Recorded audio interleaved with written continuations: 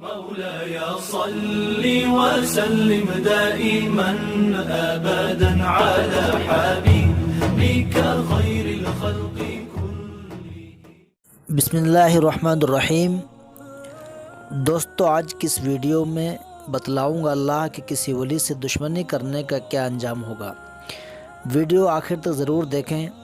حضور صلی اللہ علیہ وسلم کی آنکھوں کی ٹھنڈک حضرت حسین رضی اللہ تعالیٰ عنہ اور ان کے ساتھی اہل بیت کے قاتلین کے سردار عبید اللہ ابن زیاد کا حشر اس زمانے کے لوگوں نے دیکھ لیا. ابراہیم ابن اشتر نے اور اس کے ساتھیوں کے سروں کو کاٹ کر ایک مسجد کے صحن میں مولی گاجر کی طرح ڈھیر لگا دیا. ترمذی شریف کے اندر حضرت عمارہ ابن عمیر رضی اللہ تعالیٰ عنہ سے ایک روایت مروی ہے. وہ فرماتے ہیں کہ جب عبید اللہ ابن زیاد اور اس کے ساتھیوں کے سروں کو مسجد کے صحن میں کاٹ کر ڈھیر لگا دیا گیا تھا تو اس منظر کو دیکھنے کے لیے لوگوں کی ایک بھیڑ لگی ہوئی تو میں بھی وہاں گیا. جس وقت میں پہنچا کیا دیکھتا ہوں کہ تھوڑی تھوڑی دیر کے بعد لوگوں میں شور شگب ہوتا ہے، اور شور اس بات کا ہو رہا تھا کہ ان سروں میں ایک سانپ گشت کر رہا تھا، اور گشت کرتا ہوا عبید اللہ ابن زیاد کی ناک میں گھس جاتا.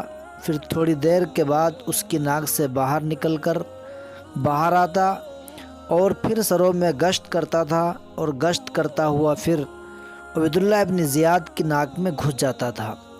پھر تھوڑی دیر اس کی ناک میں ٹھہرنے کے بعد پھر نکل کر غائب ہو جاتا.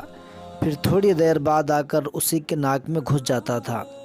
میں نے اپنی آنکھوں سے منظر مسلسل 2 یا 3 مرتبہ دیکھا.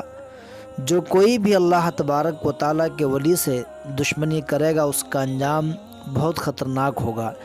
جس طریقے سے عبید اللہ ابن زیاد نے حضرت حسین رضی اللہ تعالیٰ عنہ اور ان کے ساتھیوں کو شہید کیا تھا، ان کا انجام دنیا کے اندر لوگوں نے دیکھا کیسا ہوا، اور آخرت میں کیا ہوگا اللہ ہی زیادہ بہتر جانتا ہے.